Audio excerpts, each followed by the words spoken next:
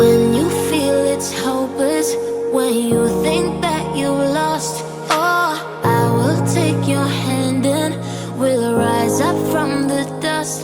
Oh, here we go, go, go, let us heal and grow. You won't be alone, we're unstoppable.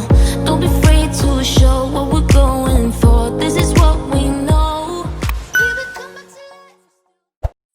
And right now, white people are really frightened. If you don't understand the destruction of Planned Parenthood offices, and you don't understand the wall that we're going to build on the southern border of the United States, you haven't read the book The Birth Dearth by Ben Wattenberg.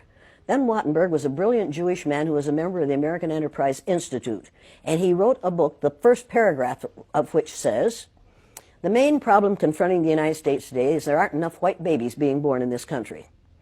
He was an advisor to presidents of the United States. He wrote the book in 1987.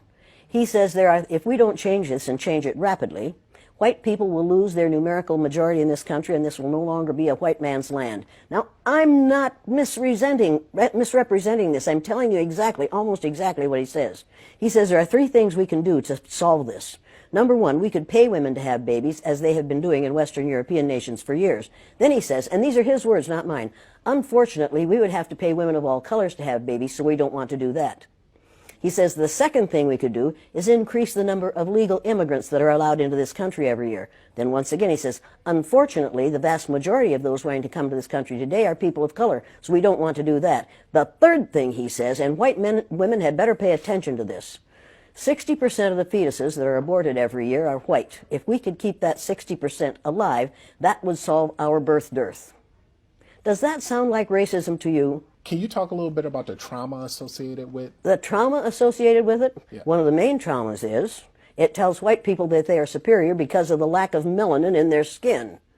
And then they find out suddenly that we've got a black president. That's traumatic. That's where the trauma is. Living a lie, finding out the truth, is traumatic. Finding out now, recently, that within 30 years, white people will be in the numerical minority in this country is going to be traumatic. White people are scared to death right now, particularly white males.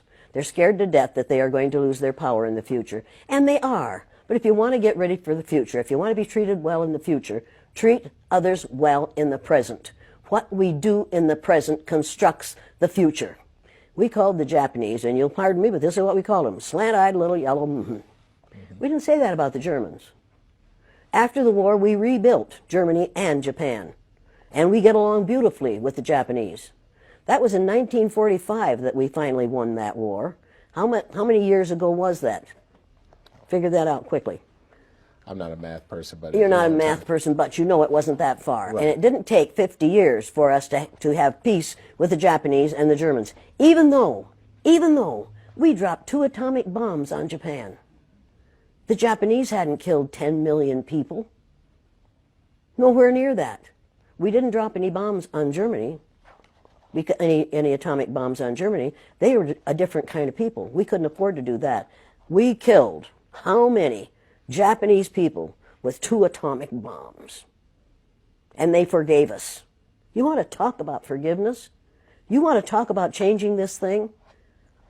I cannot understand how Japanese people can stand the sight of any of us, and yet they do. I cannot understand why black people who have been subjected to the ugliness that they've been subjected to in this country can get up every morning and go to work among us and not be absolutely furious. And I don't understand why we allow white people to behave the way they do. I don't understand that. And my third graders, after they'd gone through the exercise, couldn't understand it and wouldn't tolerate it. And when they went up to junior high and a junior high teacher used the N-word, one of my former students said, if you're going to use that word, I'm going to go out in the hall until you stop using it, because we don't use that word in this school. That was a 7th grader who told his teacher off. When we have enough students who are willing to confront people who are making racist, sexist, ageist, homophobic statements, we're going to be better off. We have got to stop tolerating the intolerable. If it's intolerable for my black cousins, and every black person on this earth is one of my cousins, if it's intolerable for them, it's intolerable for me. I will not tolerate it. I will not tolerate it. That is not, that, I am required not to tolerate that kind of treatment for the people who are related to me. And that's every person on the face of the earth. If your ignorance is such that you'll mistreat somebody because of your ignorance about the color of their skin, don't do it around me. Number one, I've been threatened with death lots of times. Now I say, go for it, fool. My husband died 4 years ago. Being with him would not be a bad thing for me. Death is not the worst thing that can happen to you. Living a worthless, useless life is much worse than dying.